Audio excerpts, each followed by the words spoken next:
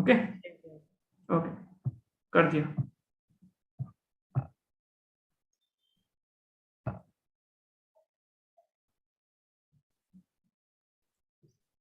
Hello everyone. So hope you are all well and safe. Welcome to the Weekend Chat with Researchers Session 4 of Season 3. We are Bugbears, a research group at NCBS which is headed by Dr. Ashwin, and this is our Science and Outreach program. Through this session, we aim to bring research closer to the science enthusiast, and we believe that anyone sitting at the home can understand science and research irrespective of one's background. With you all, I am Inder. With me, Nitish is there to host this session with you. So, Nitish, how about you telling our viewers about today's session? So hello everyone. So today in our session, we will be discussing about a different field which you might not have heard of, which is computational gastronomy. And with that, we have an eminent guest who is known for pioneering research in computational gastronomy, Professor Ganesh Bagler.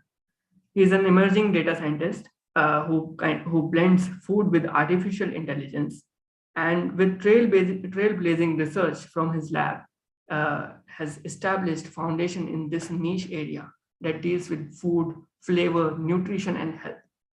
He has an audacious dream of transforming the global food landscape through data-driven innovations.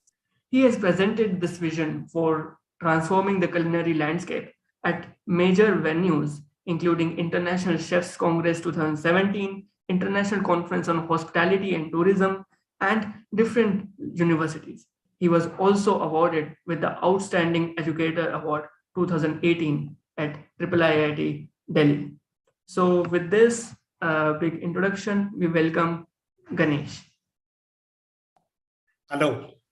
Hello, Ganesh. Thank you for joining us today. It's my pleasure to be talking to the Bugbears' fans community and presenting the excitement of computational gastronomy research. All right. So before you start the session, I will request my viewers over here to use the live chat button, because live chat option, because this is a live and interactive session with a guest, and any doubt, whatever comes into your mind, do post in the live chat options, and we will ask that to Ganesh directly. So Ganesh, over to you. All right, so I'll get started off with the presentation in that case. Yeah.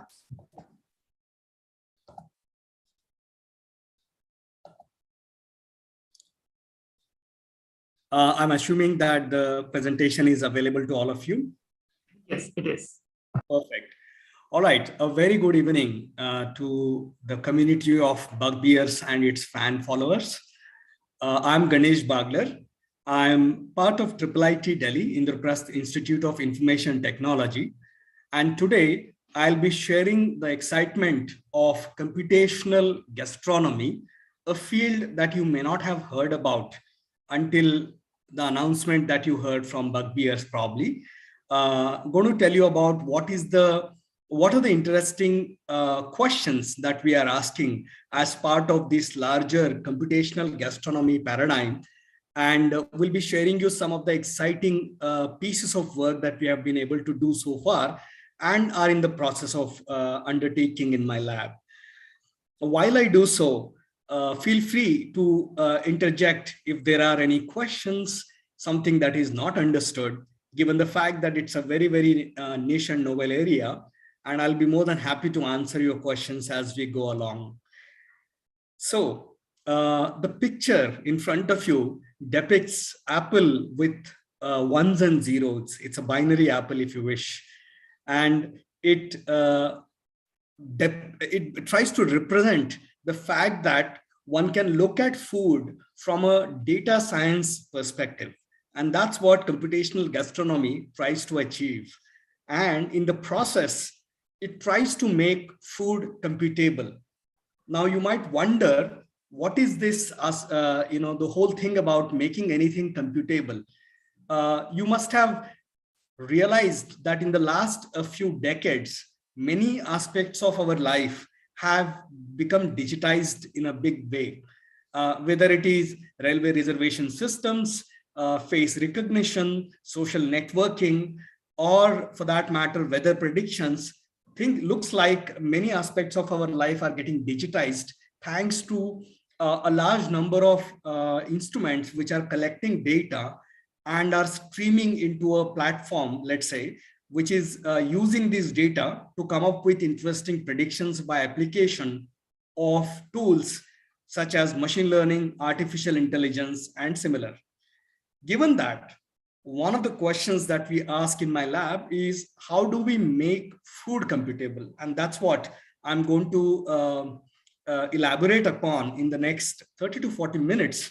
And of course, as I said, feel free to ask questions as we go along. Right. So I'm part of Indraprastha Institute of Information Technology, Delhi, and I am also associated with Center for Computational Biology as well as Infosys Centre for Artificial Intelligence, a term which you must have heard about a lot in the newspaper and media recently. And I'll tell you about how AI or artificial intelligence can be impactful when you think about food as such. Now, in case you are thinking that since I work on food, I must be a foodie outright and must be looking at food from a consumer's perspective, then you will be terribly wrong. I'm trained as a physicist and I always wanted to be an astronomer as a teenager. And that's what I aspired to be. In fact, I did my MSc in physics from Pune University. And while doing so, I did my specialization in quantum mechanics and did a project at IUCA, Inter-University Centre for Astronomy and Astrophysics, which is well known for its studies in astronomy and astrophysics. And that is where I wanted to be under the sky and hopefully discover new stars, as a research scholar, as a scientist, which never happened incidentally. But then it has been a journey from astronomy to gastronomy. And that has been a long journey. To give a brief glimpse of those who are not into hardcore research, which many of you would be, I would like to tell you that it is a serendipitous journey of a physicist who started with interest in astronomy and astrophysics and ended up joining CCMB, Center for Cellular and Molecular Biology, an epic institution working in the area of cellular and molecular biology in India as well as across the world, and did my PhD from there, followed by which I was briefly at NCBS, incidentally, National Center for Biological Sciences, while I was exploring neuroscience in one of the labs there. And after which I was at Max Planck Institution, returned to India as an independent investigator, scientist at a CSIR lab, stayed in Himachal for a long period of time on the foothills of Himalayas, and then at IIT Jodhpur before coming to IIIT-Delhi. The journey that I am explaining to you started at IIT Jodhpur, wherein I started investigating the digital correlates, data science correlates of Indian cuisine or Indian recipes while I was still at IIT Jodhpur. And for the last 7 years, it has now grown into a field of its own, which in retrospect, we end up calling as computational gastronomy. My lab at IIIT-Delhi is called as the Complex Systems Laboratory, wherein we look at entities such as protein structures, cellular mechanisms underlying complex diseases such as cancer, asthma, diabetes, brain structure, and importantly, the topic of today's talk and presentation, and that is food.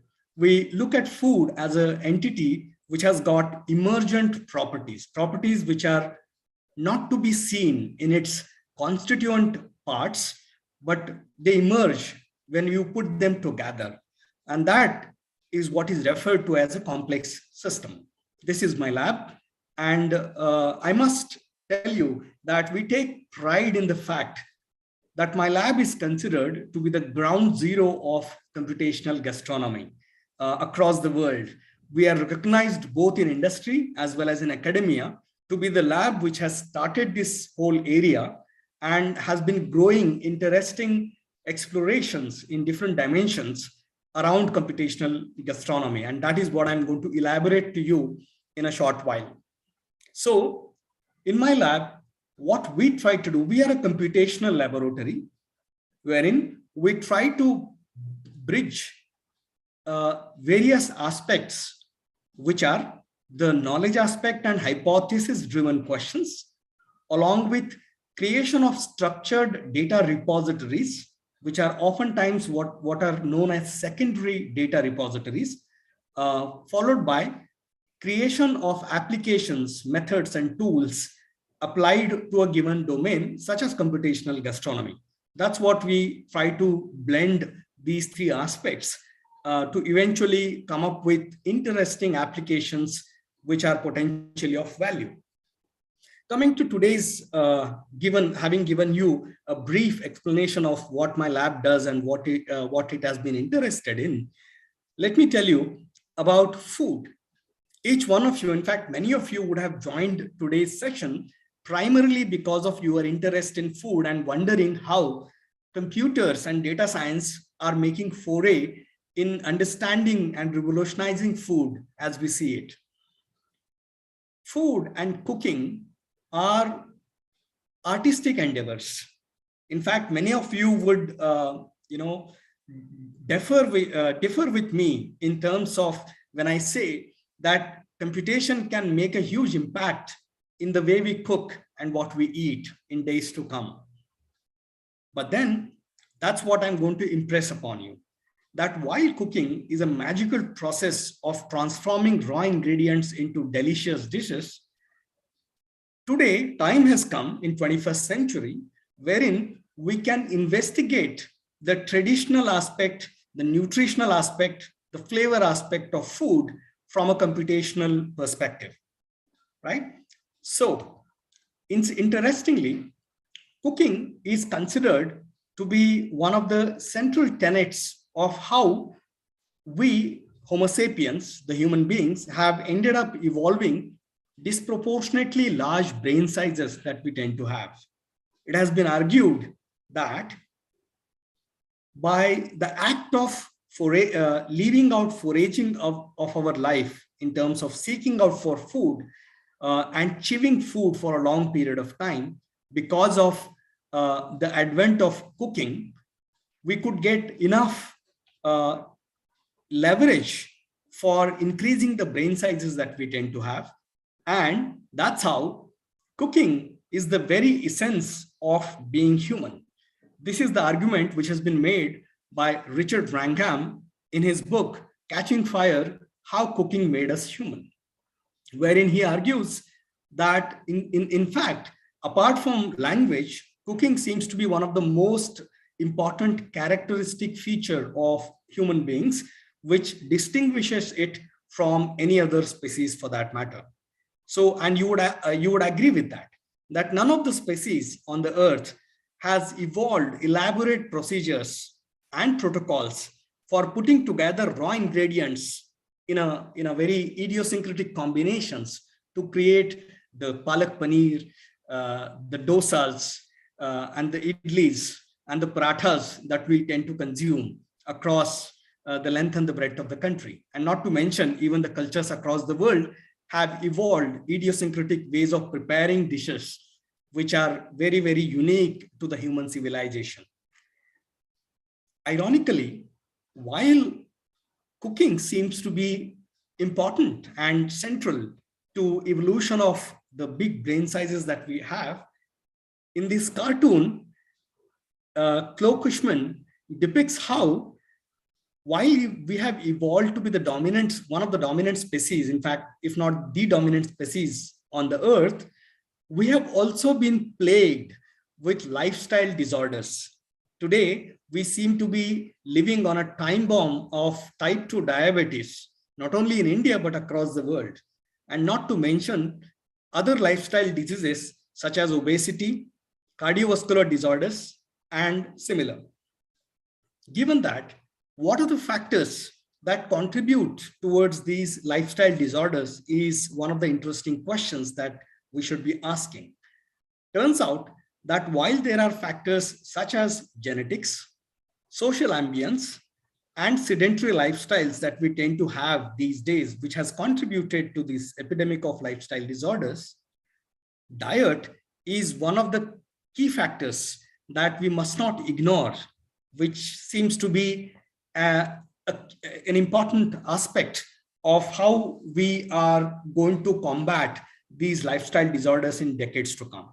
So we need to investigate food from a data science perspective is the argument that I'm going to make. And I don't know how many of you know that by 2050, we are anticipating 10 billion people on this earth.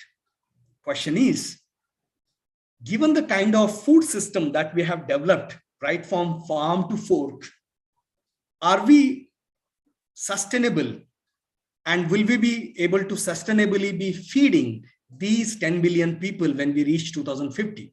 That's a question we should be asking. And looks like time has come when we need to see food from the lens of data science, artificial intelligence, and machine learning, and tools such as these, which seem to be helping us in revolutionizing many aspects of our life, and food should not be left behind. That's my wager. That's my argument to the world. And given that we have been able to use data science and immense amount of data that has been gathered over a period of time to change the way we log into the MacBook and we tag on Facebook, can we use data science for revolutionizing food is the question that I am asking. And can we make different aspects of food computable? Traditional recipes, the nutritional aspect of it, taste and flavor aspect of it, and importantly, the health impact of food. Can all of this, which we are all, which we know, it touches on different aspects of our lives, the taste aspect as well as the health aspect of it, can we revolutionize it by using the tools of data? And that is what we are trying to do in my lab for the last 7 years. Having coined the term computational gastronomy, which captures the gist of the idea that the way you have areas such as computational physics, computational chemistry, and similar, wherein you can use the tools and power of algorithms, data science to apply it in niche domains, we are trying to use the tools of computation in the domain of food. And when we do so, what we have been able to do is to create data repositories, structured data repositories, which are extremely important for any science or any aspect of life to be converted into data science. We have created repositories of worldwide recipes. So you would be interested to know that we have created a repository of more than 118,000 recipes, 118,000 recipes from across the world cuisines, which comprise of more than 26 world regions, as well as 84 countries from where we have compiled these recipes data. Further, we have the information of flavor molecules that go into these recipe ingredients of the recipes, the nutritional profiles, such as the macronutrients and micronutrients, the proteins, the calories, and similar vitamins and minerals. And finally, the health impact, about how different ingredients seem to be impacting our lives as per the scientific evidence that is available. All of this has been gathered in terms of data repositories in my lab. And these are all published research and available for consumption on databases or web servers as we have created in my lab. So if you search by my name or by our lab, the Complex Systems Laboratory, IIIT-Delhi, you should be able to reach out to many of these databases. So how do we define computational gastronomy? It's a data science which blends food, data, and the power of computation for achieving data-driven food innovations. That's how I define it to be. Quite clearly, as you can see, it's a very, very applied notion of a food-centric field that we are defining here. And what are these innovations? It's something that I'll be elaborating upon as I go along. Way back in 2015, we investigated for the first time ever the Indian cuisine. Now, I know that those of you who are from India and those of you who have had the chance of eating Indian recipes, Indian food, would agree that Indian food is rather unique in terms of its taste and the way ingredients are put together. And what we did way back in 2015 is to look at patterns of ingredients that go into Indian recipes. And we discovered for the first ever time in one of the research articles published in Archive as well as subsequently in PLOS ONE, which has been depicted at the bottom of the slide here, wherein we showed that indeed spices seem to be the molecular fulcrum, the central elements of Indian recipes. Obviously, I'm not getting into the details of the research that we did, but I would point to this research, as well as if you have any questions, I'll be more than happy to elaborate upon that.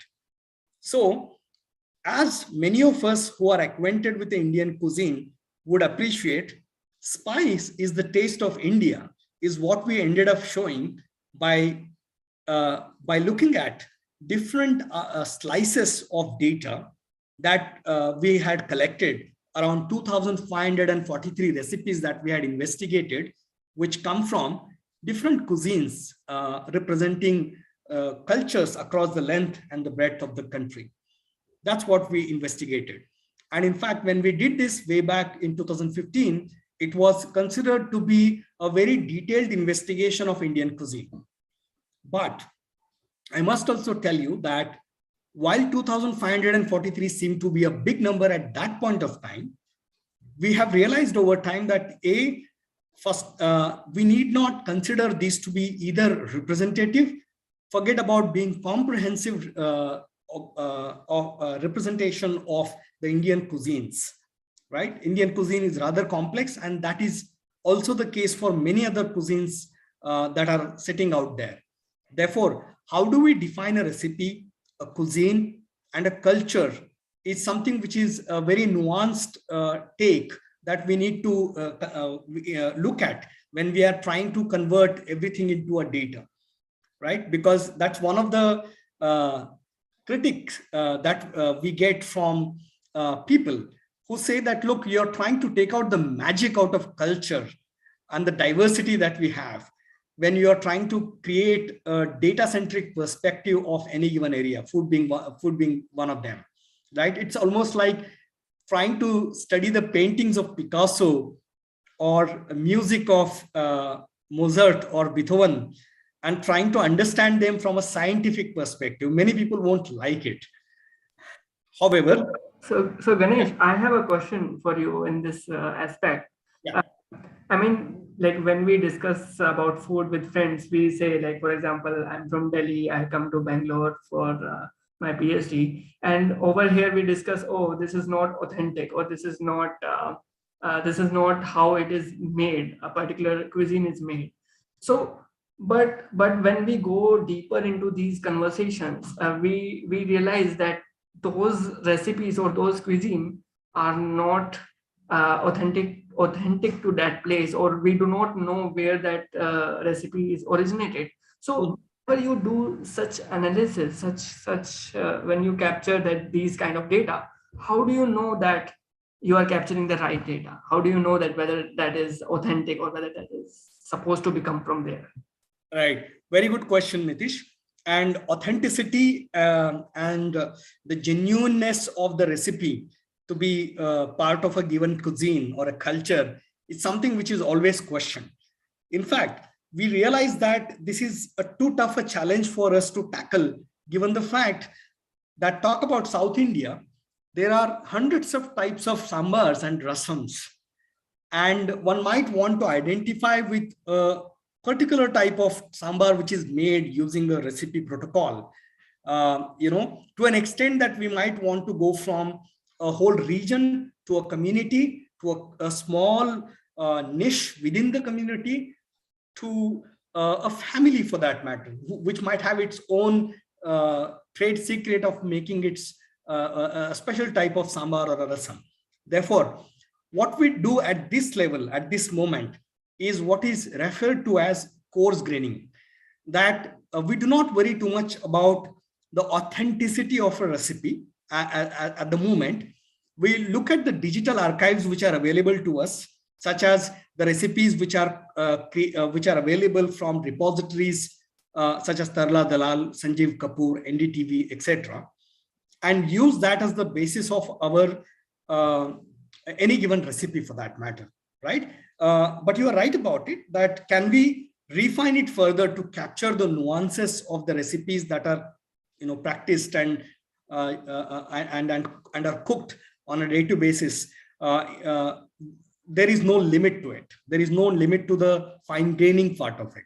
So we are going by what is available to us in the digital archives at the moment, right? But you're right. Some of the questions such as inclusivity are being asked. For example, how do you claim that these 2,543 recipes, which are largely vegetarian and do not consist of, let's say, Dalit recipes, for example, they are elite recipes, which are documented over the centuries, let us say, how can these be representative of India as a complex culinary culture? Well, that's a challenging question, and we are trying to address it by trying to compile these recipes from underrepresented communities and cultures as well. We are trying to do that. Yeah, that's a long answer to a short question that Nitish asked. So I mean, just for my future perspective, so do you do field studies also, like going to places and eating food and kind of recording those things? No, as of now, we have not done it as an active exercise in terms of field study. But yes, we do have a plan in terms of creating an Android app and an iPhone app, wherein we will be able to provide a way of compiling structured recipes from anybody who would like to provide us input about their own way of cooking, their own specific recipes that they have. So that's the way we are trying to do it. We are, unashamedly digital or computational people, and we are trying to stick to our forte by trying to by using various data science tools such as Android apps, which can be used as a way of collecting the recipes, data of recipes from different parts of the world. So we're trying to do that. Right. Coming back to the flow of our presentation, we ended up defining what is called as the culinary fingerprint. Like you guys, many of you know, DNA fingerprint uniquely identifies a given individual. Similarly, what we have been trying to do is to capture the uniqueness of culinary practices in a given region of a given cuisine using this culinary fingerprint, which is a data science way, a mathematical way of representing the uniqueness of ingredient combinations that go into a cuisine, where a cuisine is defined to be a set of recipes, right? That's what culinary fingerprint tries to do, and that's what we have been able to publish.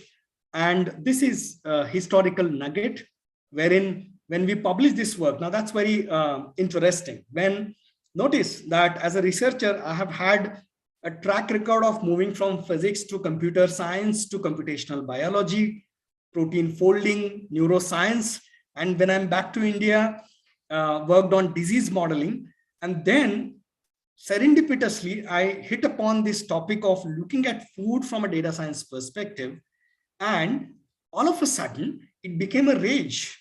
It was highlighted by none other than MIT Technology Review as emerging technology. And by the end of the year 2015, it was highlighted as best of 2015. And to me, it was a big surprise.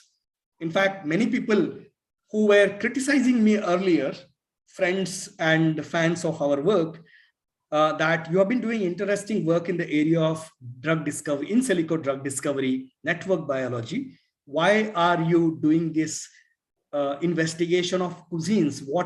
There doesn't seem to be anything interesting in this. That's what they said when we started this work. But by the time we reached conclusions of our research, it definitely ended up being extremely popular across the globe. Various media outlets highlighted our research. I don't know how many of you read this rude food column of Sorry food. to interrupt you, Yes, Ganesh. Inder. We have a question from Yeah. live chat.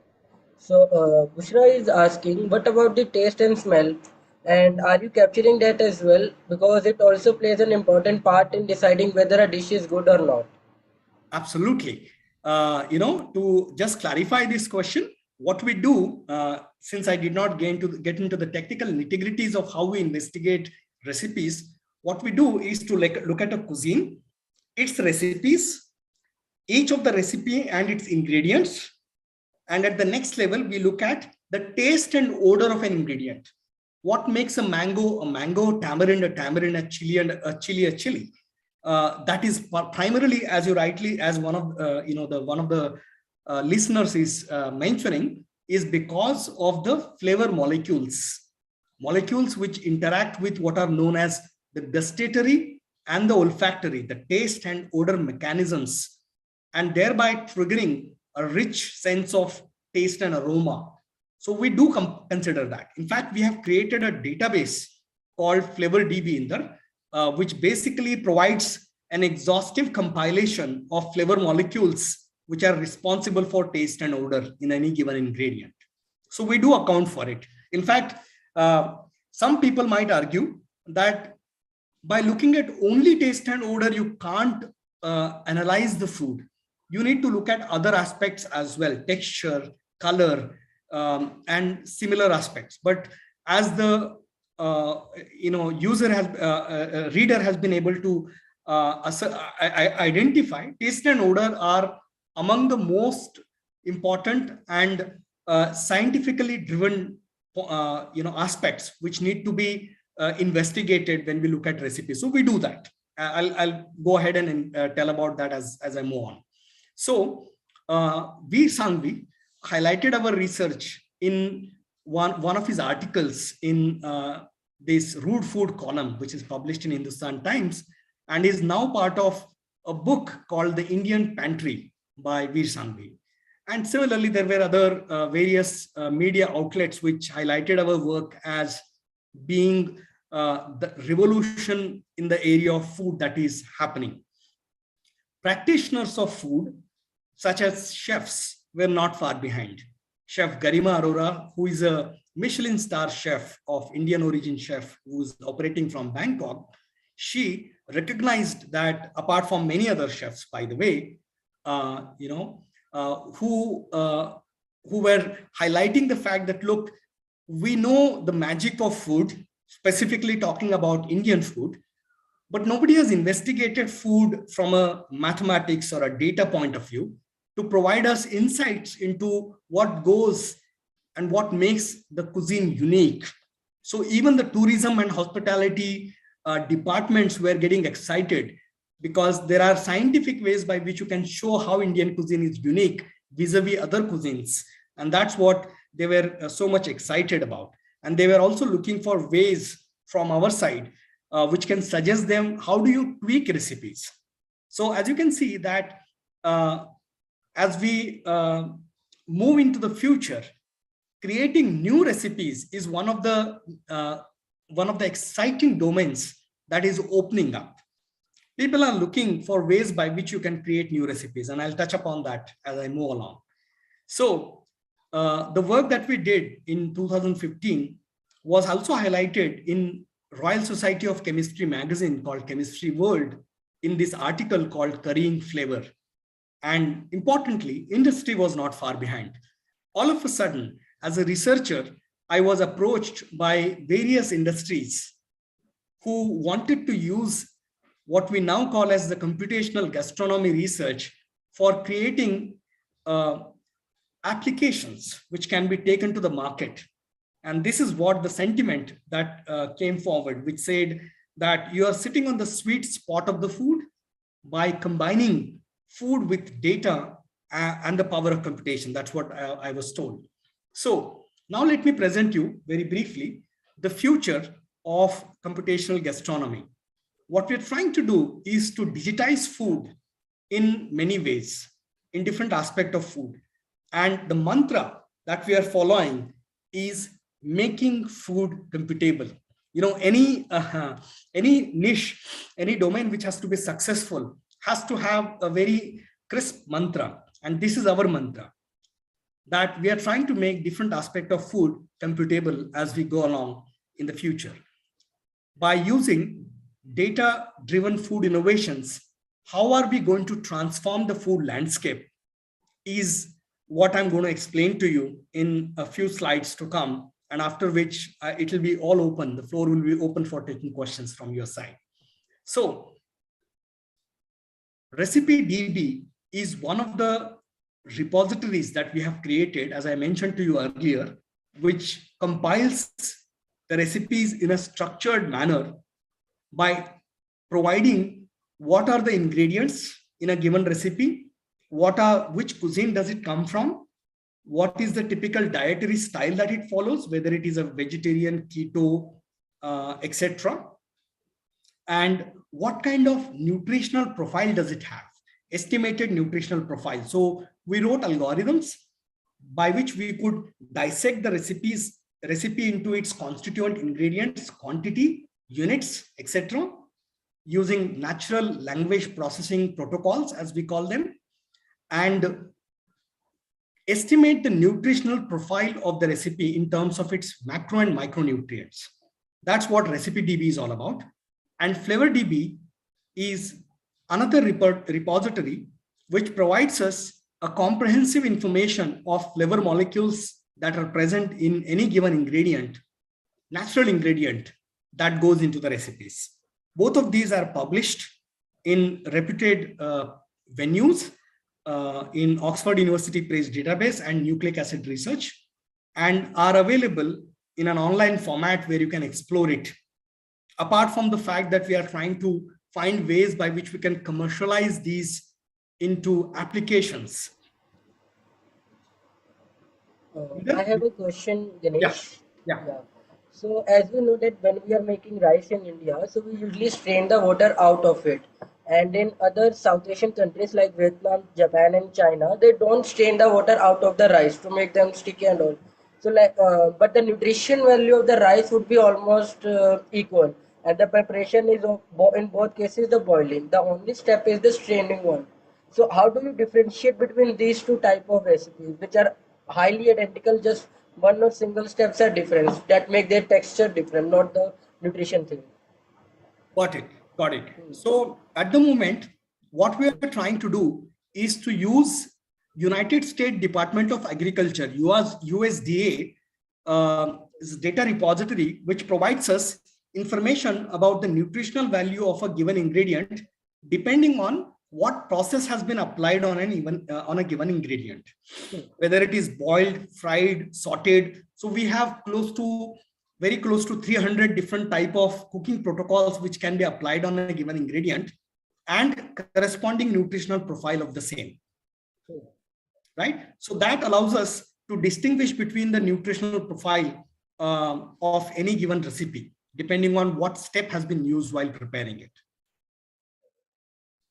Yeah, but it was so, like after the cooking of the, like my question is, so like after the cooking of the rice, we just like straining the water or not straining the water. That is what makes the difference in Japanese rice cooking and Indian rice cooking. So I was like, how do you differentiate in these two kind of things? Right.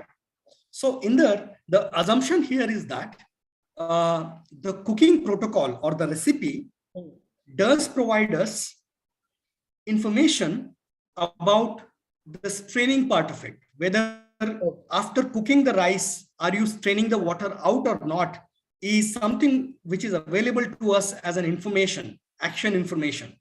That's the assumption that we are making. If it is not provided as part of the recipe protocol, then we'll obviously lose out on that. Right? Yeah. Okay.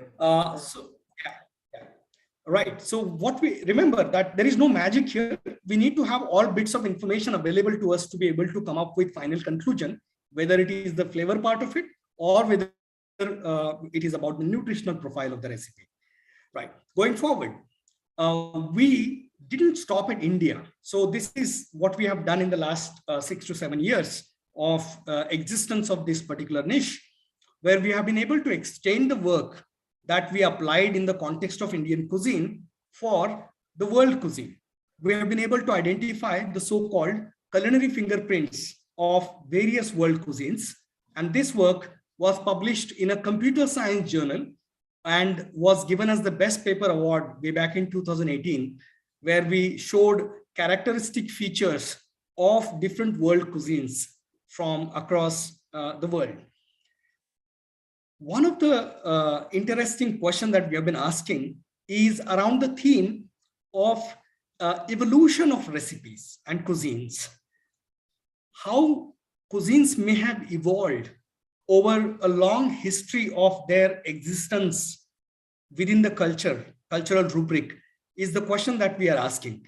And you must have seen a tree of languages, a picture of tree of languages, where it shows how Indo-European languages might have differed from or evolved separately from that of the Germanic languages and similar.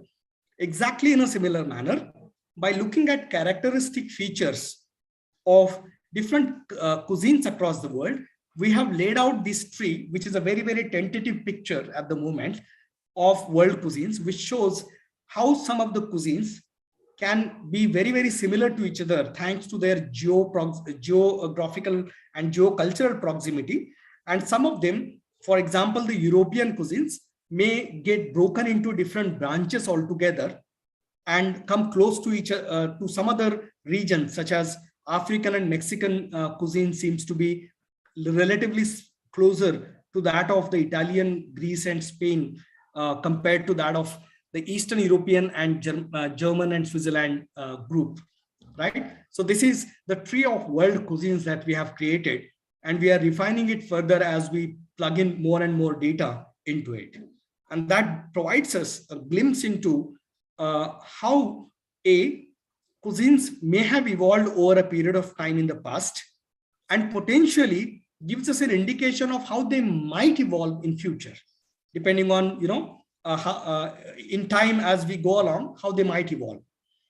Well, in the context of recipes, one of the questions that we are asking is that how many recipes are theoretically possible? Can you give it a thought and then think about it, about how many recipes are there in the whole world? Any ballpark figure that can be given here doesn't go beyond around 1 million or 100,000, maximally speaking. And that is a realistic number, I must say. As I said, we have a repository of 100,000 recipes. And in fact, there are repositories that are available from MIT, which provides you 1 million recipes also.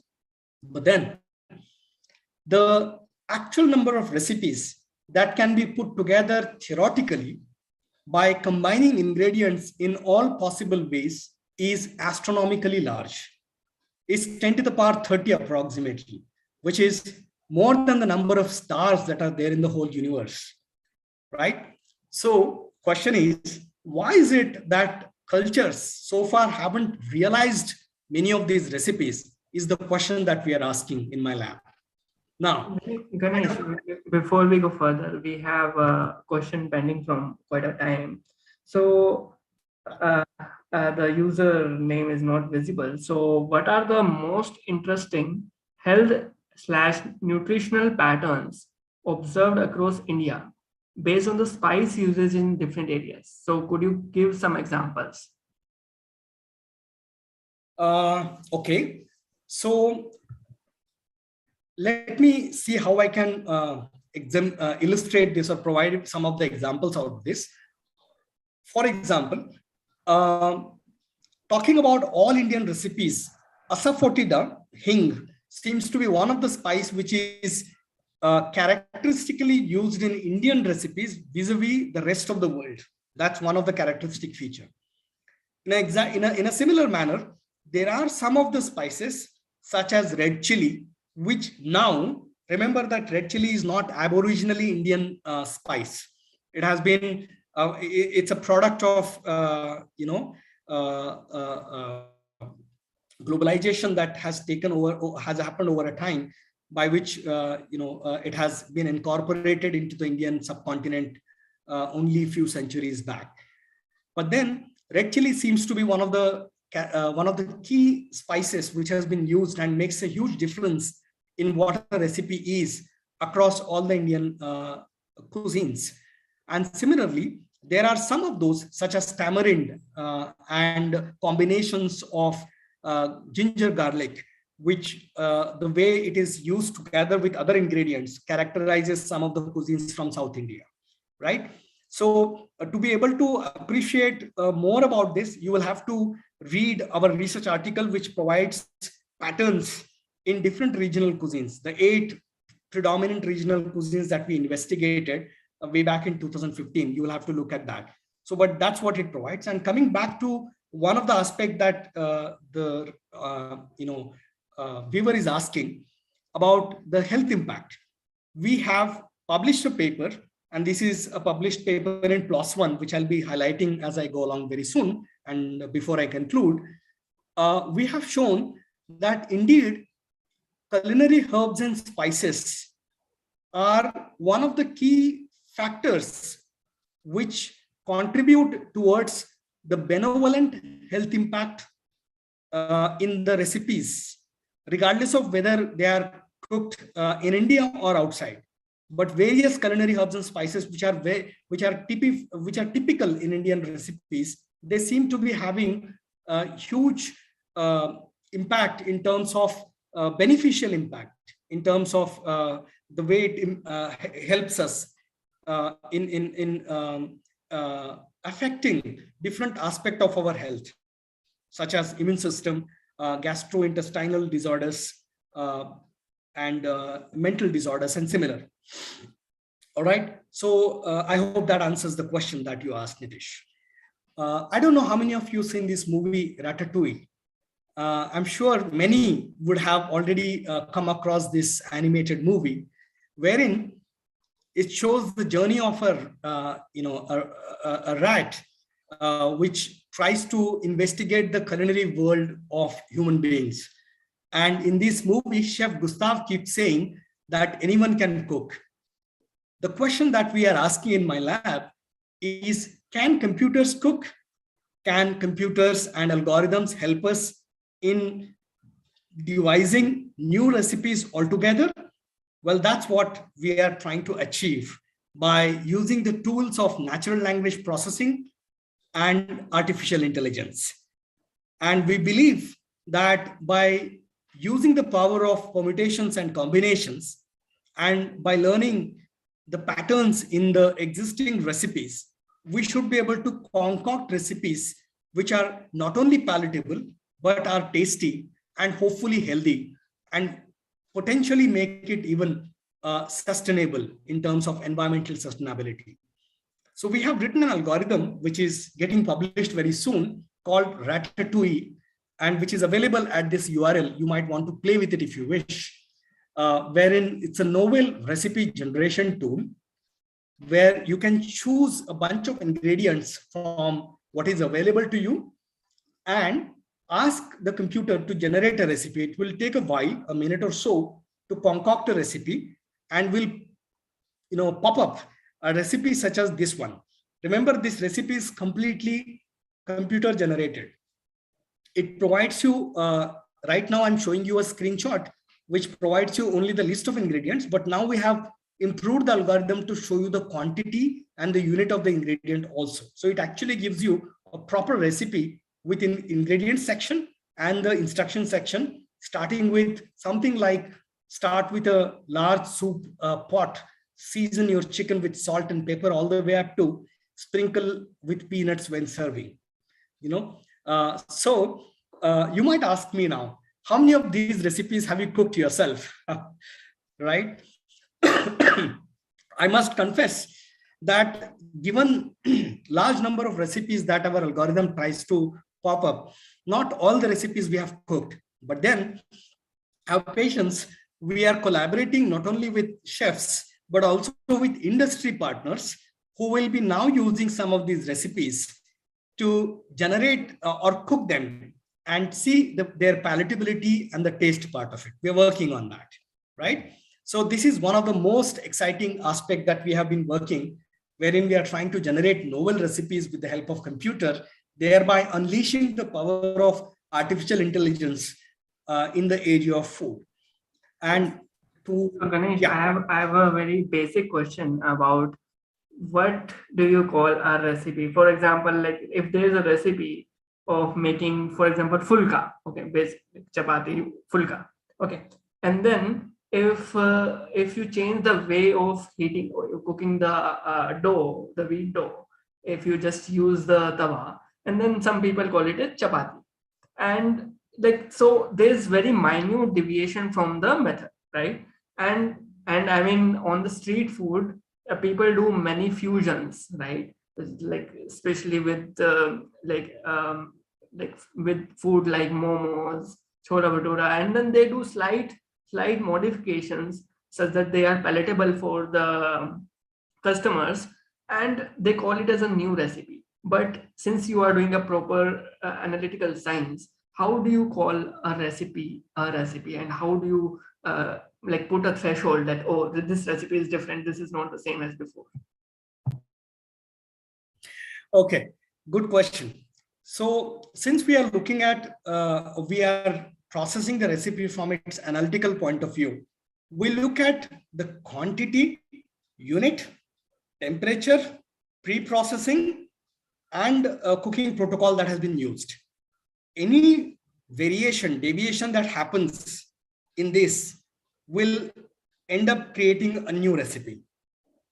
And how new it is compared to the previous one can be quantified by using the tools of computer science. We use something similar to what is called as the cosine similarity, or similar methods by which we can distinguish, or by which we can refer to a recipe to be a new recipe compared to the existing repertoire.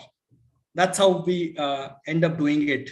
So our approach is completely quantifiable. And I repeat once again, many people get appalled by it because they believe that there is a notion of andaz or proportion, to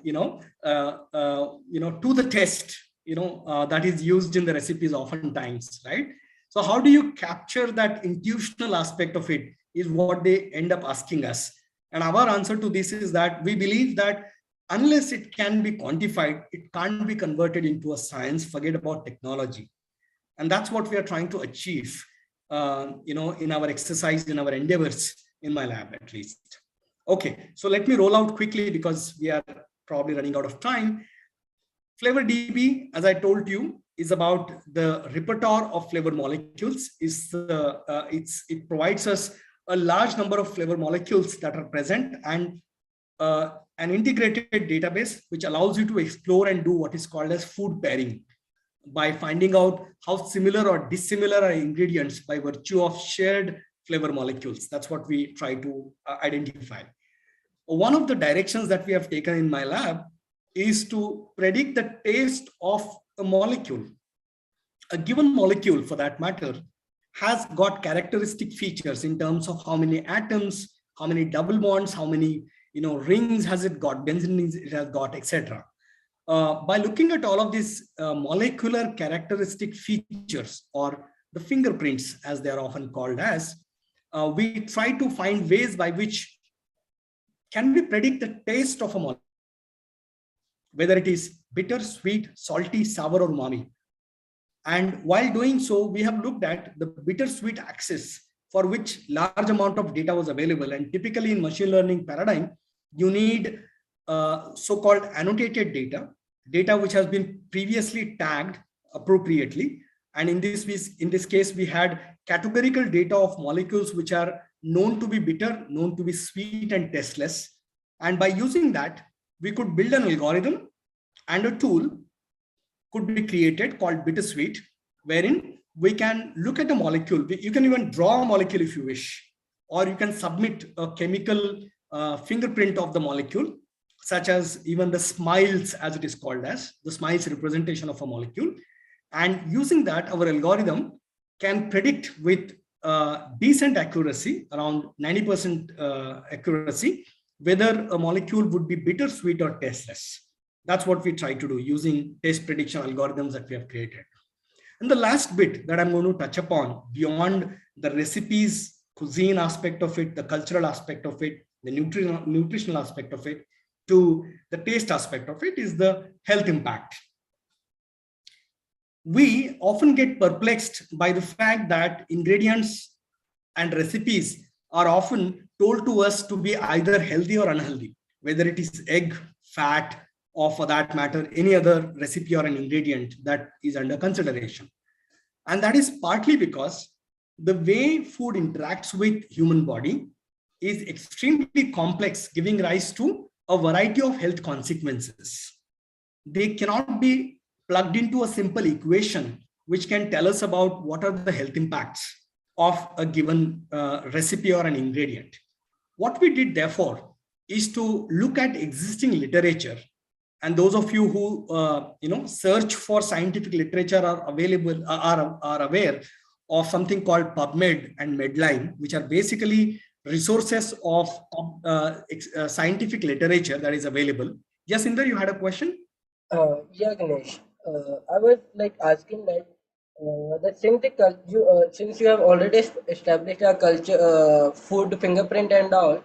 So for example, in the Punjab, Haryana, in these areas, the diet, the milk products are used for thousands or I don't know for how many generations and all. And if you think about in the other parts of the India or even in the Western country, the milks are not that much used in the dietary supplement and all. So, so wouldn't that would have made those the person who are living in the Punjab Haryana borders to kind of a genetically changed in their system to better adapt to the milk and these kind of things as compared to the other areas and all. And because today we say that milk is bad for us and we all are lactose and all kind of things, but if you see the milk has been used for I don't know for from the start of the Indus Valley, I guess it is used in that area. So how do we check the health aspect there? Well, point. So in fact, there is a whole new area that is emerging, which is trying to look at the genetic correlates and impact of food on human body. Okay. They are trying to integrate these information that is available from DNA sequences or genetic sequences along with the kind of food or the dietary part, or which is basically the health style related part, trying to combine them and trying to provide us with personalized nutritional advisories. That's what is under progress right now, by the way. And I won't speculate much, but would definitely say that a few thousands of years of history would definitely create some impact on the genetics and the way we adapt to different kind of food styles. I must agree with that part, right? And I'm sure we are partly on this small evolutionary scale are adapted to it also. How much impact it has created, whether it is measurable in terms of its DNA sequence or not, I wouldn't be sure about it, since we have not done any investigations on these directions. However, we are in the process of doing so. As more and more genetic sequences gene sequences are getting available of individuals from, let's say, Indian subcontinent through various projects which are being undertaken, we are trying to correlate that with the dietary or the culinary practices which are being which are available in different parts of the world, including in India, and we are trying to correlate with that. So, but your point is valid. But at the same time, I'll tell you something interesting as I go along about personalized nutrition. which seems to be the way to go about. Yeah. So, well, coming back, we have created a repository called SpiceRx to begin with, wherein we investigated close to 165 culinary herbs and spices and their health impact as reported in literature, scientific literature, and have created this information repository, which tells us about how different culinary herbs have different phytochemicals and what are their health impacts in terms of medical subject headings as we know them. All right. And this has been extended for this work has been extended further to investigate and to conclude that we don't tend to use culinary herbs and spices in our recipes only for their flavor and fragrance, but potentially also because they have a broad spectrum benevolent effect. As one of the questions that was earlier asked, I must touch upon this point, and this is a published paper where we indeed show that herbs and spices tend to have a broad spectrum of benefits on human body as published from scientific literature, as opposed to their adverse effects. They tend to have far more beneficial effects. So in fact, that's one of the arguments for using culinary herbs and spices in our recipes. And we have extended this work beyond herbs and spices to use or to investigate more than 2,000 food ingredients, which go into the recipes, to construct this quadrangle of dietetics, where we have food and disease associations coming from scientific literature, chemicals, and gene associations.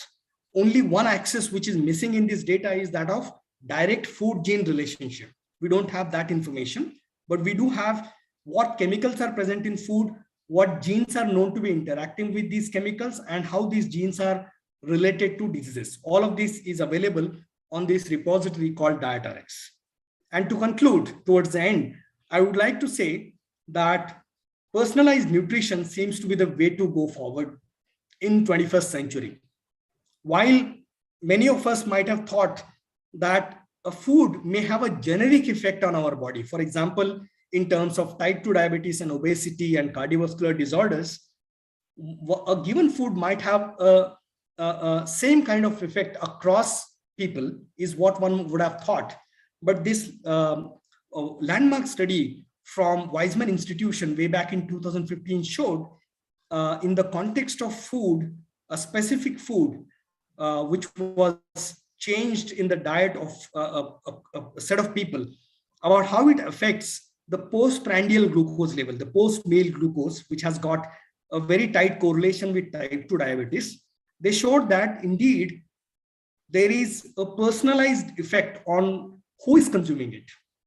And it was not very, very generic, right? And given that they could come up with a personalized nutrition predictor, which can tell you about what you should eat depending on your body type, various body parameters that were measured, vis-a-vis what I should eat is very different to be able to create an impact on the postprandial glucose level, and thereby, of course, on type 2 diabetes. So these kind of studies provide us a way forward into thinking that how food can be personalized, how diet can be personalized using tools of data sciences and machine learning. And to summarize, computational gastronomy is a new science that blends food and data along with power of computation to achieve data-driven food innovations. It's a blend of artificial intelligence and food, which comes up with various applications, including food beverage pairing, prediction of taste and odor of a given molecule, culinary fingerprinting of cuisines, dietary interventions that can be created for various health style related or diet linked disorders, designing new food and beverages with which we are in fact collaborating with companies, various multinational companies as well as national companies, to come up with new foods and beverages with the help of culinary fingerprints that we have been able to measure on various cuisines. And importantly, as I said earlier, that sustainable food innovations, can we come up with ways by which we can change the food system in a dramatic fashion, thereby impacting the way food itself is created and consumed. That's what we are trying to work on as we go along. And this adventure of computational gastronomy, I'm trying to put it together as a popular science book, wherein it has been tentatively named as Bite, the Digital Science of Food, but it might change as we go along. But this is what we are trying to come forward with a small book which can be appreciated by anyone and everyone. That's what we are trying to make it happen in the coming year or two. And to conclude, I would like to quote this from Grilla Savarin: "The discovery of a new dish confers more happiness on humanity than the discovery of a new star." And this connects with my ambition and dream of becoming an astronomer and astrophysicist, which I eventually could not in terms of discovering new stars, but hope to discover new dishes to make humanity happier and hopefully healthier. That's what I dream to make happen. So thank you, and I'm available if there are more questions to be asked. Thanks a lot. It was really, really awesome. And I got hungry after this session. So Ganesh, I have a question for you. Yeah. So, I mean, how do, I know that there can be some future aspects of your study in kind of making food efficient also, right? Because there's we definitely know that population is growing at a phenomenal rate, and the agricultural space is reducing. So how do you think that this kind of approach can help in making food literally efficient, more nutritious, and can be accommodated in a little space? Good point. So there are very, very interesting experiments that are already happening in hydroponics, for example, where it has been already acknowledged that the way we conventionally grow food in the fields is highly inefficient and unsustainable. So I personally believe that experiments such as those in hydroponics and others where we are trying to do, for example, we have got a project recently where we would be investigating the tribal practices, food practices, the kind of food that they have been consuming over a period of time, which luckily have been preserved in some parts of India. We are investigating them and looking at the nutritional profiles of the food that they are consuming even today, which has been a cultural practice for a long period of time. So all of this, I believe, can provide us more impetus in trying to come up with crop varieties and ways of growing them, by which food will be nutritious, healthy, tasty, with the help of what is already imbibed into the culture. So we are investigating remember that we are not ignoring the cultural aspect of it altogether. We are considering that as one of the potent aspect of culinary practices.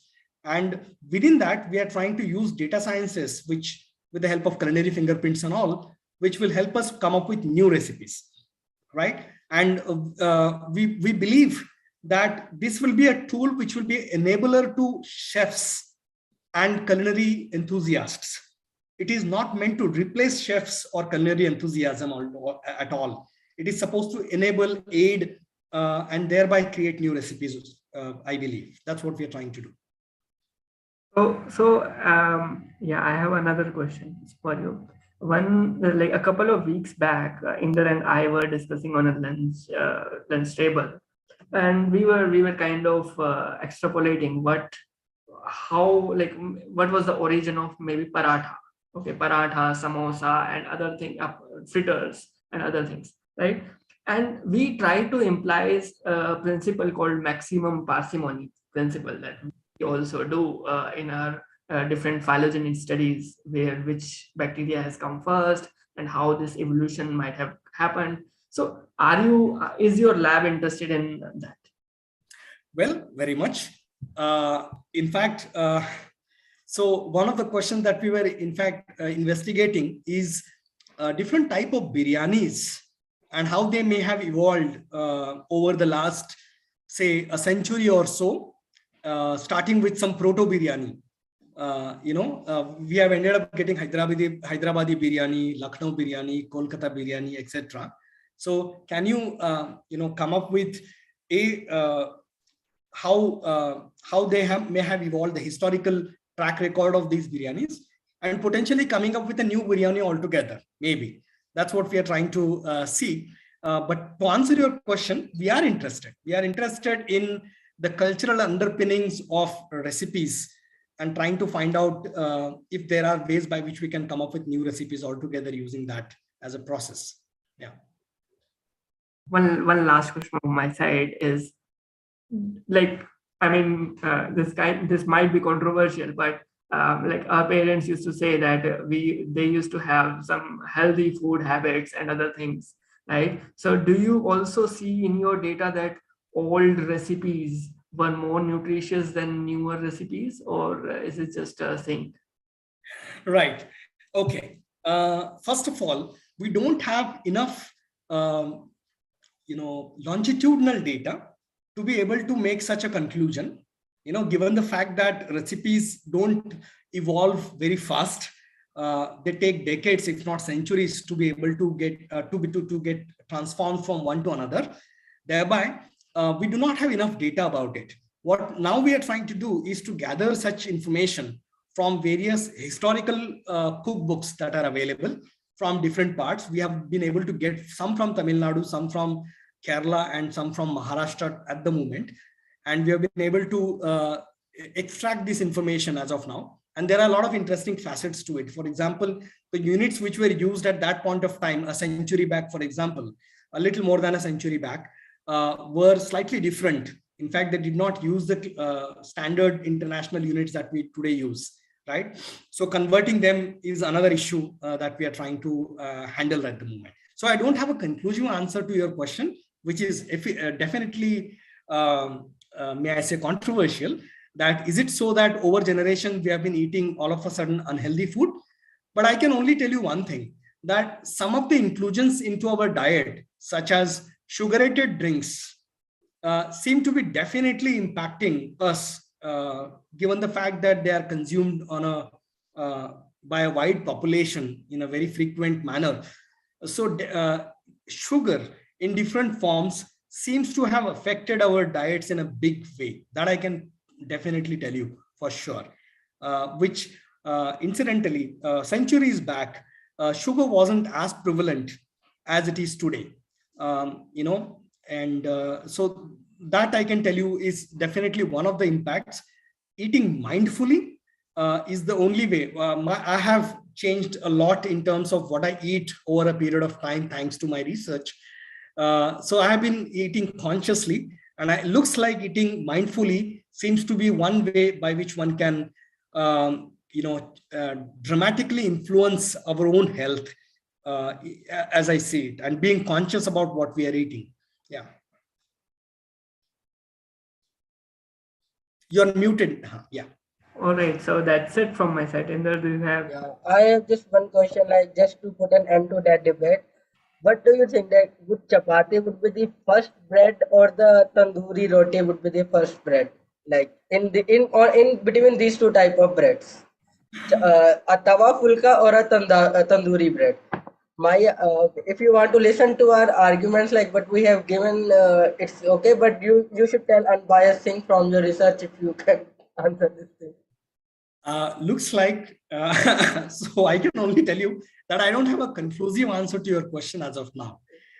Since you ask it pointedly between tandoori roti and tawa roti or chapati, I should be able to go back and look at the nutritional profiles of a standard tawa roti versus that of a tandoori roti and tell you which one may be better.